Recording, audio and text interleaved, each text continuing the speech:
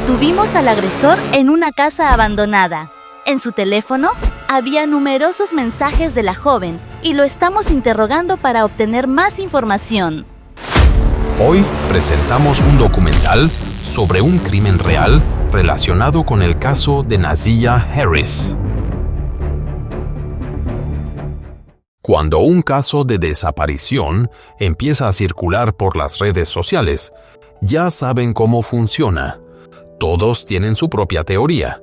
Todos tienen una fuente. Todos lo escucharon de un amigo de un amigo. Y en medio de ese ruido constante, la verdad puede empezar a perderse. Algunas personas dicen, no hablen hasta que el caso se resuelva.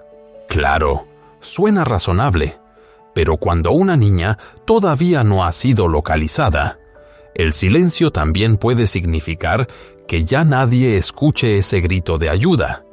Muchos de ustedes nos han escrito preguntando, ¿qué es lo que realmente está pasando con este caso? Y hoy vamos a hablar de eso. No se preocupen, todo lo que se presenta en este video está basado en fuentes oficiales y en información verificada, porque la investigación sigue en curso. Esta es una historia que necesita ser contada. La historia de Nasia Harris, una niña de 13 años que salió de su residencia hace más de un año y, hasta el día de hoy, toda una ciudad sigue esperando respuestas. Y como siempre, comencemos. Nasia Harris, conocida por su familia como Nia, nació el 16 de septiembre de 2010, en Detroit, Michigan. Desde fuera, su vida parecía bastante normal, como la de muchos estudiantes de secundaria de su edad. Era una alumna de calificaciones sobresalientes en la J. Clark Preparatory Academy, inteligente, extrovertida y muy activa en redes sociales, especialmente en TikTok, donde Nia compartía momentos alegres de sus 13 años. Le iba bien en la escuela y simplemente era una niña. Según un podcast local, su situación familiar era más compleja. Su padre, Emvin Jennings, estaba casado en ese momento, y su matrimonio atravesaba una etapa difícil, en parte debido a un estilo de vida inestable. La madre de Nia, Chantel, fue descrita como alguien a quien le gustaba salir de fiesta y que también llevaba una vida inestable en ese periodo, por diversas razones personales. Ambos padres transfirieron la custodia de Nia a su abuela, Annette Harris. Emvin explicó que tomó esa decisión para no lastimar a su esposa y para que Annette pudiera recibir el apoyo legal necesario para cuidar de su nieta. Dijo que siempre intentó visitar a su hija cuando le era posible y enviar el dinero que podía. Pero con el paso del tiempo, las enfermedades y varias cirugías del corazón hicieron que el contacto fuera cada vez menos frecuente. Para cuando comienza esta historia, Nia tenía 13 años y vivía con su abuela Annette en Detroit. Era una niña de cabello oscuro, a menudo cuidadosamente trenzado, con una sonrisa dulce y ojos brillantes y atentos, la imagen de una infancia en crecimiento. Pero detrás de esa apariencia, la vida de Nia no era tan segura como parecía. Pocas personas sabían que ella vivía en un entorno que generaba serias preocupaciones. La tía de Nia, Shannon Harris, mantenía una relación con un hombre llamado Jarvis Butts. Y si alguien piensa, bueno, solo es la pareja de una tía, aquí es donde la situación empieza a cruzar una línea peligrosa.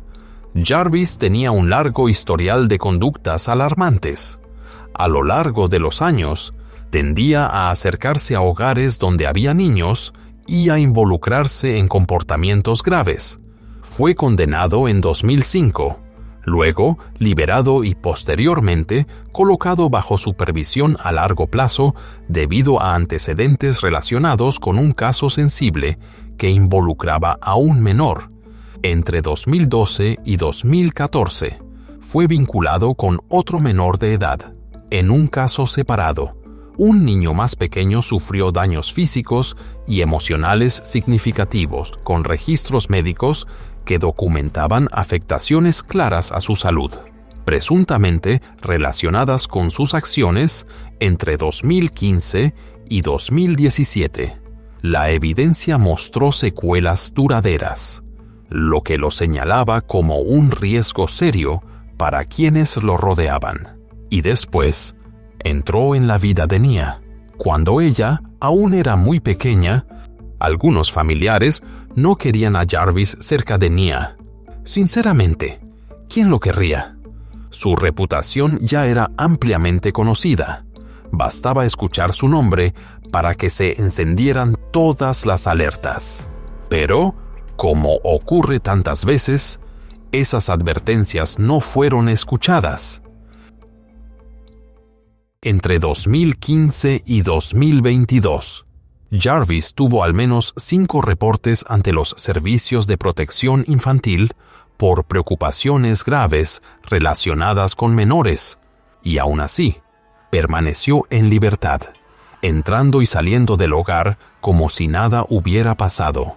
Shannon, la tía de Nia, conocía la situación e incluso se lo confió a otros familiares. 2 de ellos, Janelle Smith Holland y Kiwana Morton, decidieron tomar cartas en el asunto y presentaron reportes al darse cuenta de lo grave que se había vuelto todo. En febrero de 2022, durante una reunión de cumpleaños, Jarvis fue señalado por un comportamiento inapropiado que involucraba a 2 menores. Janelle se enteró por medio de Shannon y le insistió en que lo reportara a CPS. Y Shannon dijo que lo haría, pero, como muchas promesas en casos así, nunca ocurrió. Para abril, Janelle contactó directamente a CPS. Más tarde, Shannon fue cuestionada sobre la seguridad de los niños y se le pidió que proporcionara información sobre Jarvis. Otra familiar, Kiwana Morton, también presentó un reporte después de escuchar el relato de Shannon, subrayando que el comportamiento de Jarvis era profundamente preocupante dentro del entorno familiar. CPS entrevistó a Jarvis y él lo negó todo. También hablaron con la otra niña involucrada y revisaron la vivienda, pero nada cambió. No se tomó ninguna medida para proteger a Nia. Cuando los medios presionaron, CPS declaró que no podía comentar sobre casos específicos. Como en muchos otros casos prevenibles que ya hemos visto, todo quedó documentado, archivado y luego olvidado. Reportes internos mostraron después que sí se tomaron algunas medidas de protección para la otra menor mencionada en el reporte de Kiwana, pero para Nasiyah Harris, nada. Incluso CPS envió una alerta al Departamento de Policía de Detroit, advirtiendo que la seguridad de Nia estaba en riesgo, y aún así, nunca hubo un seguimiento. Entre 2023 y 2024, Shannon y Jarvis se separaron oficialmente. Pero ya saben cómo es esto. Terminar una relación con él no significó que desapareciera de su vida. Jarvis seguía presente como el padre de los hijos que tenían en común, lo que implicaba que continuara apareciendo en el entorno de Nia. Y aquí viene la parte inquietante. Incluso después de todo, él seguía refiriéndose a Nia como su sobrina. Sí, eso ya suena mal. Mientras se comprometía con otra mujer y se presentaba como alguien que había cambiado. La realidad era que seguía comunicándose con Nia de manera privada. El 9 de enero de 2024 fue un día que comenzó como cualquier otro. Esa mañana, Nia subió al autobús escolar y las cámaras de seguridad lo captaron con claridad. Por la tarde, otras cámaras la grabaron saliendo del plantel escolar y el conductor del autobús confirmó que se bajó en su parada habitual. cerca de Cornwall y Trey Midrive. Después de eso, nadie volvió a ver a Nia. Lo más alarmante es que, ese mismo día, ella había usado una tableta proporcionada por la escuela para enviarle mensajes a Jarvis. El mensaje decía: «No lo olvides, llega antes de las 3. Te avisaré cuando salga de la escuela. Si no estás ahí, voy a esperar». Luego envió otro mensaje: «Manda OK si ves esto, para que pueda borrar tu número». Jarvis respondió: «OK». Y en ese dispositivo también se encontró el último selfie de Nia, el último momento en el que fue vista mientras aún estaba a salvo. Al día siguiente, el 10 de enero, su abuela, Annette Harris, reportó su desaparición. Muchas personas criticaron a Annette por no llamar antes a la policía, pero, siendo honestos, ella no fue la única que subestimó la gravedad de la situación. Las escuelas públicas de Detroit decidieron manejar el asunto de forma interna. Creyeron que se trataba de un caso rutinario de una menor que se había ido de casa. Así que en lugar de contactar de inmediato a la policía, asignaron el caso a un oficial escolar, Derek Wolf. Annette no dejaba de hacerse la misma pregunta: ¿cómo pudo desaparecer entre la parada del autobús y la puerta de nuestra casa? Porque esa distancia era solo una caminata muy corta. Y aún así, pasó un mes completo, hasta el 13 de febrero, para que el distrito escolar finalmente entregara el caso al Departamento de Policía de Detroit, al darse cuenta de que la situación estaba muy por encima de su capacidad. Sí, 30 días solo para admitir que no se trataba de un simple problema de asistencia escolar. Los investigadores comenzaron a buscar pistas. Hablaron con amigos y compañeros de Nia, con la esperanza de que alguien supiera algo. Al principio, nadie habló. Silencio total. Pero poco a poco, ese silencio empezó a romperse.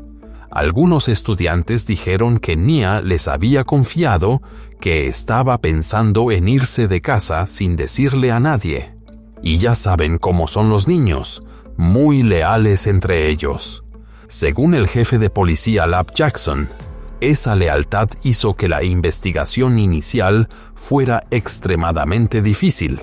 Él explicó: «A veces creen que están ayudando a un amigo guardando un secreto, pero en realidad están haciendo que la búsqueda sea más complicada».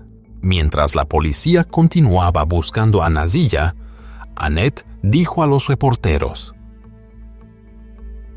«La policía se dio cuenta rápidamente de que Nia no era el tipo de adolescente que desaparece solo para llamar la atención. Nunca faltaba a la escuela sin permiso.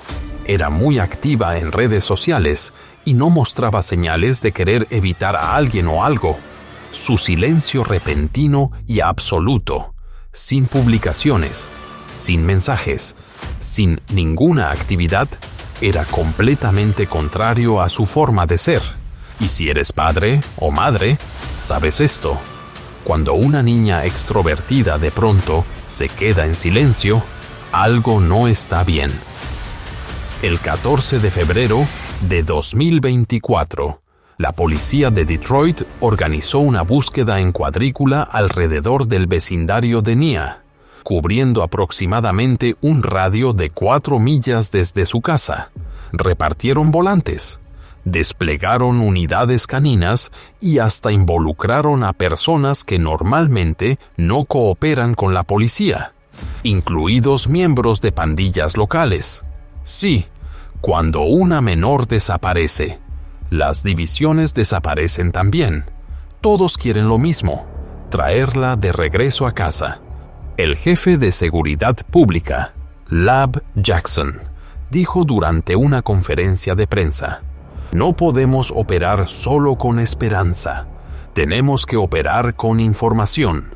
Fue una frase breve, pero escalofriante, porque cuando la esperanza ya no basta, significa que el tiempo está jugando en contra. Unos días después, el 20 de febrero, la policía publicó un volante oficial de persona desaparecida en Facebook.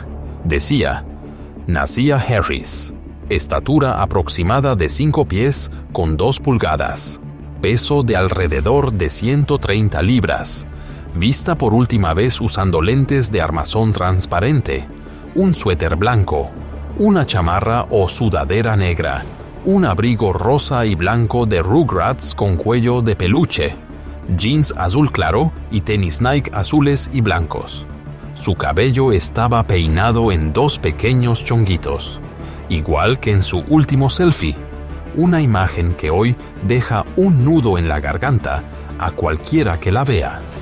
Antes de que Nia desapareciera, su padre, Emvin Jennings, había sufrido un derrame cerebral grave relacionado con una enfermedad cardíaca crónica.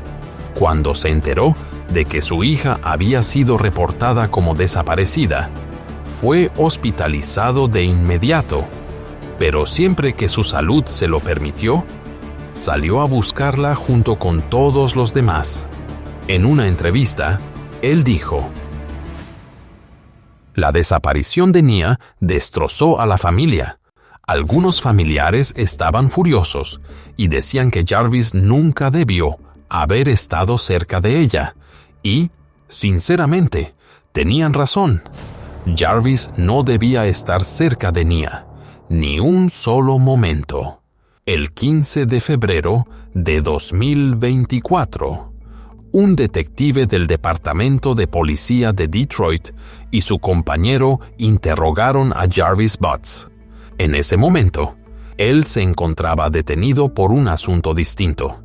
Jarvis afirmó que no había visto a Nia desde finales de diciembre o principios de enero, diciendo que ambos habían estado entonces en la casa de su abuela. Esa explicación sonó razonable, hasta que los detectives preguntaron por los mensajes entre él y Nia. Jarvis dijo que, a veces, Nia pasaba por el taller mecánico donde él trabajaba para visitar a su hija. En apariencia sonaba inofensivo, pero no coincidía con la evidencia digital. Al ser cuestionado sobre dónde se encontraba el 9 de enero, Jarvis dijo que ese día estaba atendiendo problemas legales pendientes, específicamente un asunto relacionado con un arma oculta. Parte de eso era cierto. Sí tenía una fecha para entregarse, y su nueva prometida más tarde lo llevó a la estación. Pero aquí está el problema. Esa fecha en realidad había sido pospuesta hasta febrero, lo que significa que el 9 de enero él todavía estaba en libertad. El 6 de marzo, los investigadores cambiaron su enfoque hacia un estanque cerca de la intersección de Great Hot Avenue y Queen Road, en Clinton Township, detrás de un centro comercial. Creían que ahí podía haber evidencia o pistas relacionadas con Nia.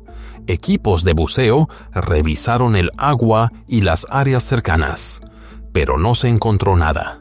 Al día siguiente, el 7 de marzo, una mujer llamada Valerie Smith llamó a la policía de Detroit.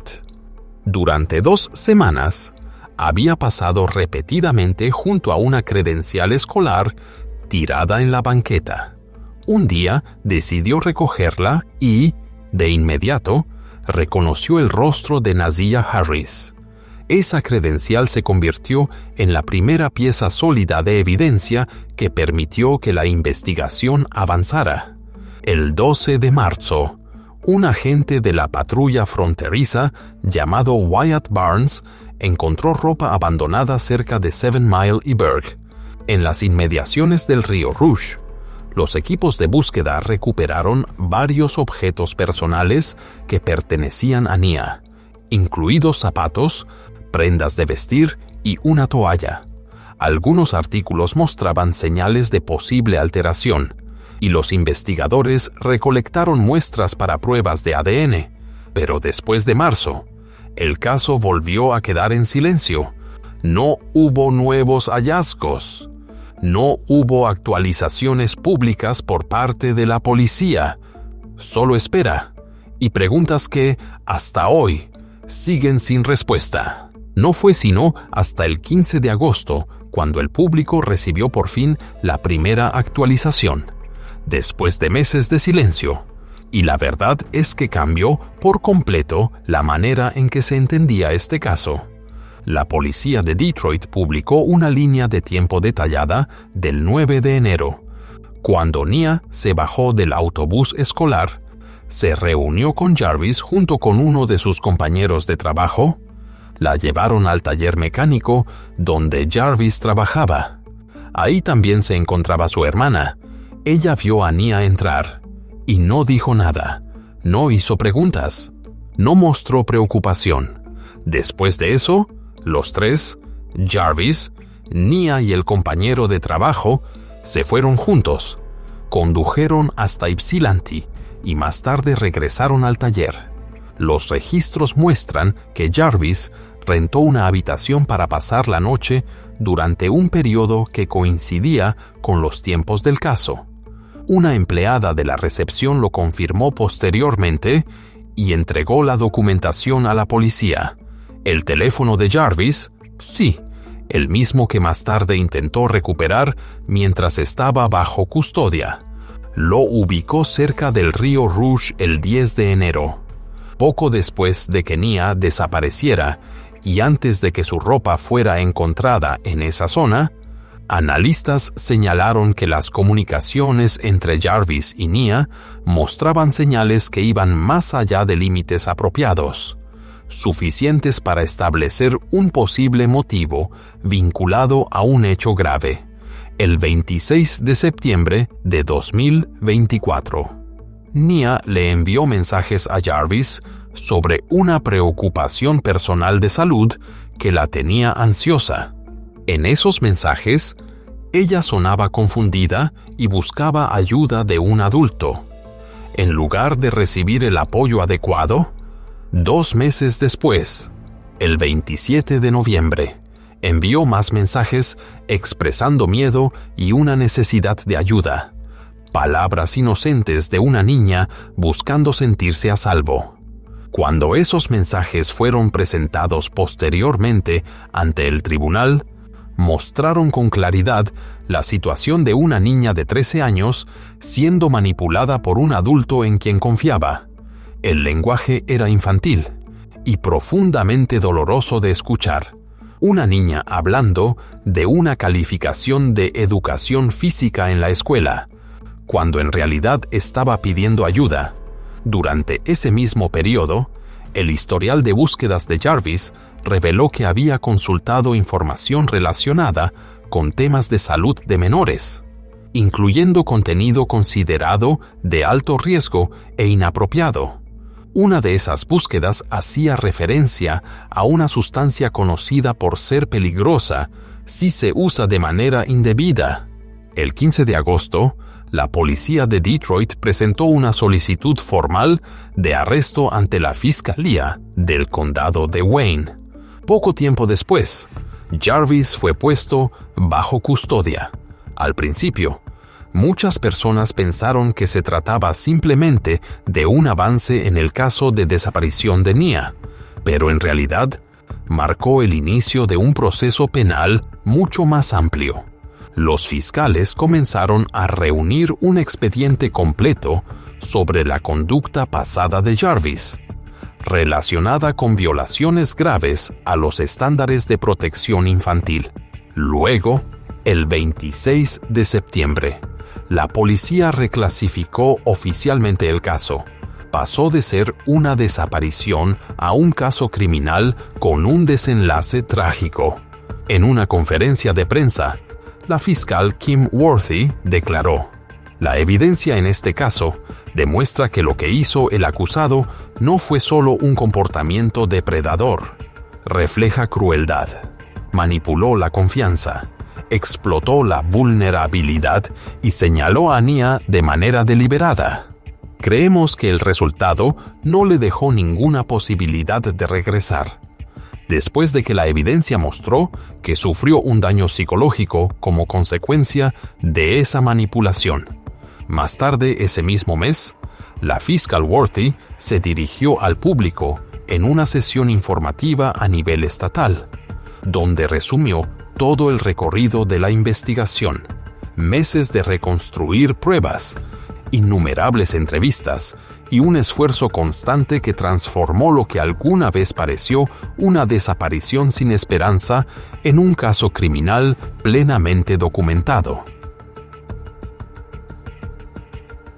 El 27 de septiembre, después de casi 9 meses de investigación, Jarvis Butz finalmente enfrentó una acusación formal completa. Fue imputado por acciones de primer grado que derivaron en un desenlace trágico, junto con múltiples violaciones graves a los estándares de protección infantil, incluidas conductas ilegales que se remontaban a años antes de su vínculo con Nia. Y eso no fue todo. Los fiscales también presentaron cargos adicionales relacionados con casos anteriores, otros niños, otras pruebas, todos apuntando al mismo hombre, Jarvis. Luego llegó el 10 de octubre. Se celebró una audiencia preliminar en la corte del circuito del condado de Wayne, ante la jueza Alia Sabri. Jarvis fue llevado a la sala con la cabeza baja, sin decir una sola palabra. Su abogado defensor solicitó libertad bajo fianza, pero la jueza Sabri necesitó solo una frase para decidir. Esta persona representa una amenaza clara para la comunidad, y así, sin más, la fianza fue denegada. En los días que siguieron, una sala del tribunal en Detroit se convirtió en el escenario de 3 días cargados de emoción. Mientras la audiencia preliminar continuaba en la Corte del Distrito 36, en total fueron llamados 24 testigos, entre ellos familiares, personal médico, oficiales investigadores y personas que participaron en la búsqueda de Nazilla. Una de las testigos más relevantes, Paz, fue la sargento Shannon Jones, quien asumió el caso cuando la investigación se amplió. Ella describió que de inmediato notó señales de alerta, en especial el hecho de que Nazilla hubiera detenido por completo toda actividad en redes sociales, algo que, según dijo, es extremadamente raro en una menor tan activa. Jones también confirmó que los investigadores revisaron más de 20 dispositivos electrónicos y encontraron búsquedas preocupantes en el historial de Google de Jarvis, incluidos términos relacionados con remedios herbales y temas vinculados al aborto, detalles que los fiscales señalaron como indicios de un posible intento de ocultar algo grave. En el tribunal, el subdirector médico forense del condado de Wayne también testificó, confirmando que los registros médicos de Nazilla no mostraban ninguna condición previa que pudiera explicar su desaparición. Sin embargo, dejó claro que no podía emitirse una determinación forense oficial porque ella aún no ha sido localizada, con Jarvis detenido sin posibilidad de quedar en libertad y considerando su historial previo, fue descrito formalmente como un delincuente reincidente y peligroso. El testimonio más doloroso, sin embargo, vino desde el interior de la propia familia de Nia. Su tía, Tiffany Jennings, quien había permanecido en silencio durante meses, apareció públicamente por primera vez después del arresto de Jarvis. La reportera Shalley hizo una sola pregunta que dejó la sala en absoluto silencio. Desde su punto de vista, ¿quién era responsable de proteger a Nia de Jarvis? Nazilla apenas estaba comenzando a reconstruir su relación con su padre y con la familia paterna. Estaba aprendiendo a confiar de nuevo, aprendiendo a regresar, y entonces todo se detuvo por culpa de alguien que, según la familia, nunca debió haber estado cerca de ella. En una entrevista después del arresto de Jarvis, la tía de Nia, Tiffany Jennings. Dijo algo que dejó un peso enorme en la habitación. No habló solo de Jarvis. También dio a entender que quienes estaban más cerca de Nia tenían responsabilidad en lo que salió mal. Una pregunta comenzó a resonar en todo Detroit. ¿Quién realmente se aseguró de que ella estuviera a salvo? Del 1 de noviembre de 2024 al 6 de enero de 2025. El juicio se desarrolló en una sala del tribunal abarrotada. La familia de Nia se sentó en la primera fila, en silencio, pero firme. Los fiscales no se centraron únicamente en Nazia. Ampliaron el caso para incluir a otras niñas que habían estado vinculadas con Jarvis en incidentes pasados. 2 de ellas, ahora de 20 y 13 años, subieron al estrado mientras la sala permanecía completamente en silencio. Luego compareció Cordell Kinwright, un ex compañero de trabajo de Jarvis, quien se encontraba bajo custodia en la cárcel del condado de Wayne por asuntos no relacionados. Cordell testificó que él y Jarvis recogieron a Nazia cerca de un AutoZone y la llevaron de regreso al taller mecánico el 9 de enero. Dijo, nunca la volví a ver después de ese día. La hermana de Jarvis, Tijuana Butts, también fue llamada a testificar. Declaró que ese día vio a una niña subir y bajar de una Cadillac Escalade blanca de Jarvis y que más tarde se dio cuenta de que se trataba de Nia. La ropa que describió coincidía con prendas que posteriormente fueron encontradas cerca del río Rouge. También testificó la ex prometida de Jarvis, Tashiana Davis. Ella fue quien lo llevó a hablar con las autoridades ese día. Dijo que Jarvis mantenía su teléfono con él en todo momento y describió comportamientos que le parecían preocupantes, incluidos problemas de control y límites emocionales. Aún así, explicó que permaneció a su lado porque creía que él trataba a los niños de manera adecuada. Otra exnovia de Jarvis testificó que él le pidió prestado su automóvil el 9 de enero. Cuando recuperó el vehículo, encontró un par de lentes en el interior. Coincidían exactamente con los lentes que Nazia solía usar. Y eso fue solo el comienzo. Cuando los investigadores subieron al estrado, presentaron registros de mensajes entre Jarvis y Nazia. Los mensajes más antiguos se remontaban a septiembre de 2022. Cuando Nazia tenía apenas 12 años, Jarvis había ido a la casa de los Harris cuando no había nadie más presente. Le escribió a Nazia diciéndole que había tomado un objeto personal que le pertenecía. Los investigadores describieron un patrón claro: presión constante, manipulación emocional, hacerla sentir culpable cuando no accedía y profundizar esa culpa cuando intentaba decir que no. A medida que cada mensaje era leído en voz alta en la sala del tribunal, se sentía como escuchar fragmentos de una infancia siendo arrebatada poco a poco. Finalmente, después de días de testimonios, la jueza Aliyah Sabri se levantó del estrado y la sala quedó en absoluto silencio.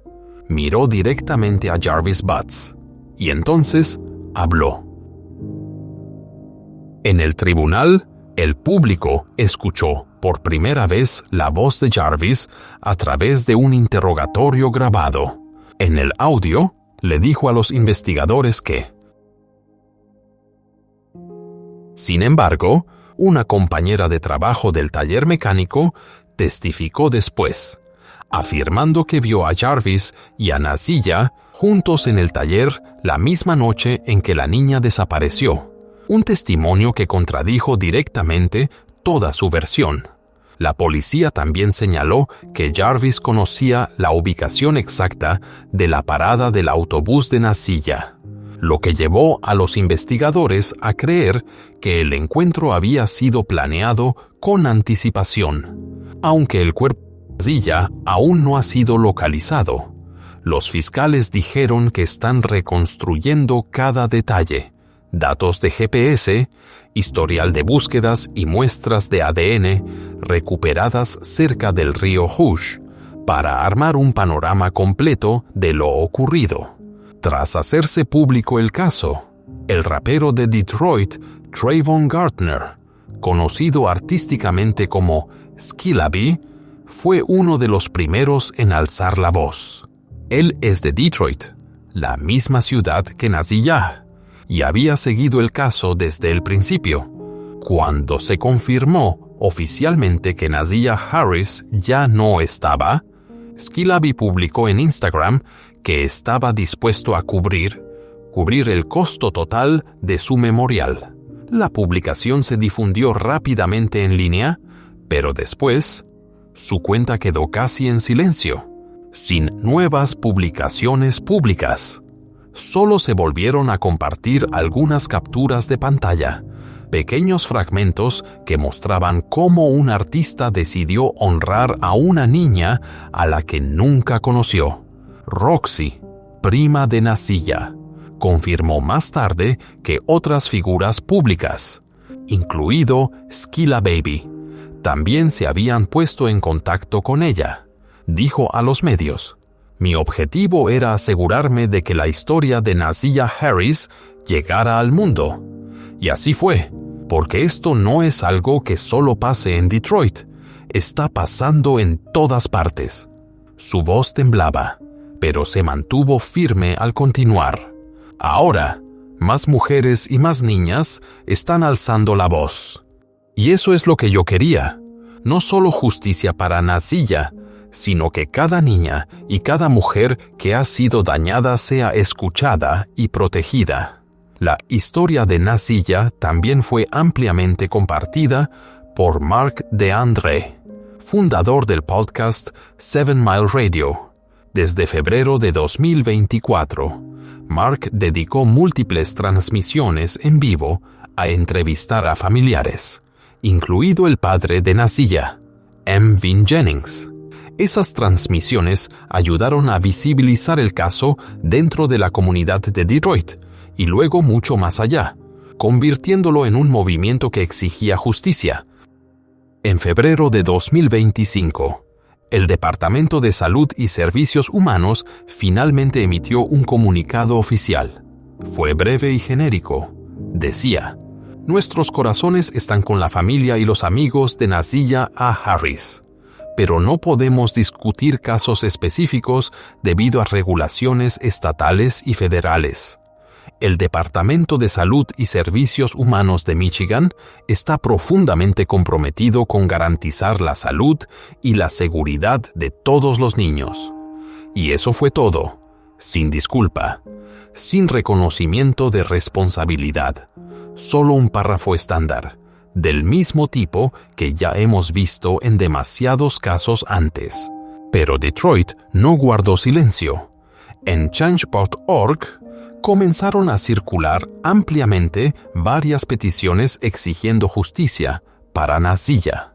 Una de las más grandes fue creada por Tamara Liberty Smith, vicepresidenta de la Junta de Comisionados de Policía de Detroit y amiga cercana de Vin Jennings, el padre de Naziyah, desde hace más de 35 años.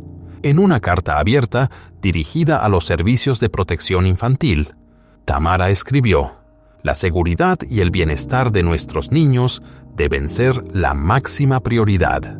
Los hechos recientes han expuesto una grave falla en la aplicación de las políticas de CPS, permitiendo que personas con historiales de riesgo conocidos tengan acceso a menores, a pesar de advertencias repetidas". Continuó diciendo: "La pérdida devastadora de Naziyah Harris subraya la necesidad urgente de actuar de inmediato.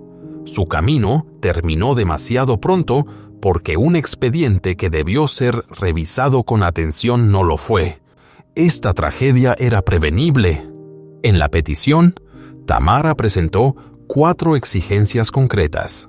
Primero, revisar y fortalecer las políticas de CPS, especialmente las relacionadas con el contacto entre menores y personas de alto riesgo. Segundo, aumentar la supervisión y la rendición de cuentas para que ninguna señal de alerta sea ignorada. Tercero, exigir reportes claros y responsabilidades definidas para los tutores que, a sabiendas, colocan a niños en entornos inseguros. Y cuarto, ampliar el apoyo y los recursos para las familias, para que puedan tomar decisiones más seguras.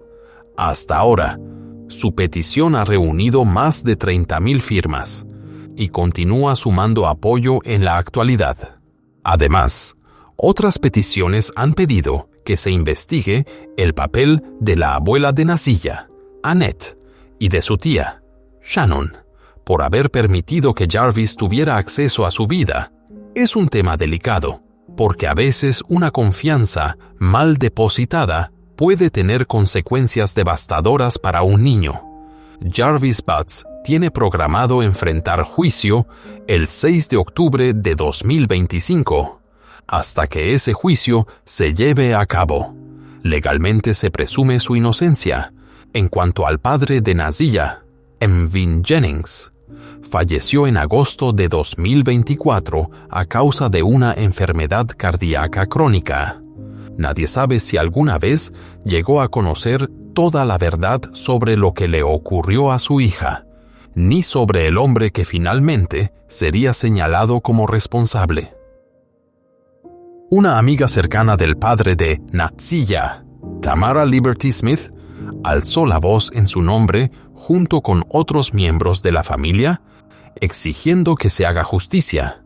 Tamara Liberty Smith declaró a los medios: «Él falleció cargando un dolor muy profundo. Murió sin saber dónde estaba su hija. La buscó sin descanso y luego se fue sin respuestas claras». Añadió: «Solo espero que la familia reciba la justicia que merece. No estoy segura de que todavía tengamos esperanza en un desenlace positivo. Pero pase lo que pase, la familia necesita respuestas. Y quien haya causado esto debe rendir cuentas». Nasiyah Harris, una niña de 13 años, llena de vida, inteligente, alguien que todavía debería estar en la escuela, hoy es solo un nombre en un expediente de investigación, un caso que nunca debió haber ocurrido. El caso de Nasiyah Harris no es solo la tragedia de una niña de 13 años en Detroit. Es un espejo que refleja fallas graves en el sistema de protección infantil, donde los llamados de auxilio fueron ignorados una y otra vez. Una niña inocente y brillante, que solo quería amor y seguridad, finalmente no recibió la protección que necesitaba de quienes debían cuidarla. El jefe de policía de Detroit, James White, declaró que Jarvis Butz puede haber sido la persona que cometió los actos crueles, pero fue la indiferencia del sistema la que, en última instancia, le robó a Nasiyah la oportunidad de crecer, de sonreír y de convertirse en quien soñaba ser. Nasiyah merece ser recordada no solo como una niña víctima, sino como un símbolo de justicia para las víctimas y de un sistema de protección infantil que necesita una reforma urgente. Cada historia como esta nos recuerda que el fracaso de CPS no es solo un error administrativo. Cuesta vidas y roba el futuro de niños inocentes. Recuerden el nombre de Nasiyah Harris. Que su historia sea una llamada de atención para todos nosotros. La justicia no consiste únicamente en responsabilizar a alguien después de los hechos, sino en evitar que otro niño vuelva a perderse en el silencio.